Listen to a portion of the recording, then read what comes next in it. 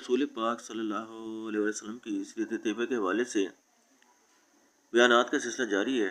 قوم کے نونہالوں کے لیے سیرت طیبہ صلی اللہ علیہ وسلم کے سلسلے میں آج ہم صرف نبوت کے عنوان سے بیان جاری کریں گے۔ ہمارے رسول پاک صلی اللہ علیہ وسلم کی عمر 40 سال 6 مہینے کی ہوئی تو ایک دن جب آپ صلی اللہ علیہ وسلم غار حرا میں عبادت کر رہے تھے، آپ صلی اللہ علیہ وسلم کو یک اللہ کے فرشتے جبرائیل علیہ السلام جو اللہ کا کلام اور پیغام لے کر پیغمبروں کے پاس آتے ہیں نظر آئے۔ انہوں نے آپ صلی اللہ علیہ وسلم کو پہلی بار اللہ کا کلام اور پیغام سنایا۔ اللہ کے کلام اور پیغام کو وحی کہتے ہیں۔ پہلی وحی یہ تھی، پڑھو اپنے رب کے نام کے ساتھ جس نے سارے جہان کو پیدا کیا، جس نے انسان کو جمع خون سے بنایا۔ پڑھو تمہارا رب بڑا کرم کرنے والا ہے، جس نے قلم کے ذریعے علم سکھایا، انسان کو وہ بتایا جو وہ نہیں جانتا تھا۔ اس کے بعد جبرائیل علیہ السلام چلے گئے۔ اللہ تعالیٰ کے کلام کی ہیبت سے آپ کا جسم مبارک کانپنے لگا۔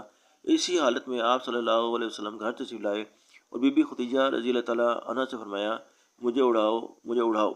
انہوں نے آپ صلی اللہ علیہ وسلم کو کمبل یا چادر سے اڑا دیا۔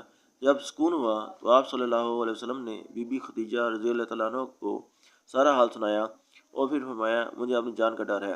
بی بی خدیجہ رضی اللہ تعالیٰ عنہ نے کہا، ہرگز نہیں، آپ خوش ہو جائیے، اللہ آپ کو کبھی رنج میں مبتلا نہیں کرے گا۔ آپ سچ بولتے ہیں، رشتہ داروں سے نیک سلوک کرتے ہیں، امانتیں ادا کرتے ہیں، مہمان نوازی کرتے ہیں، غریبوں کی مدد کرتے ہیں اور بے سارے لوگوں کا بوجھ اٹھاتے ہیں۔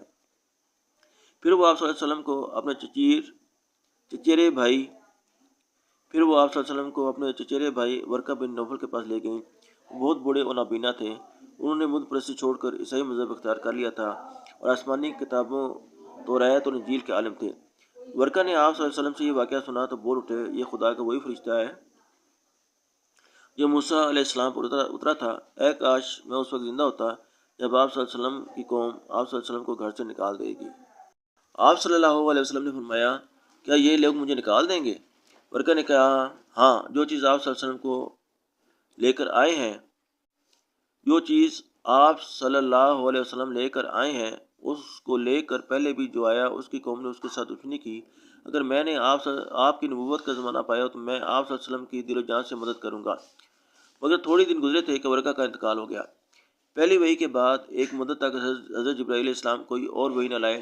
وحی کا رک جانا آپ صلی اللہ علیہ وسلم کے لیے بڑے غم کا باعث ہوا۔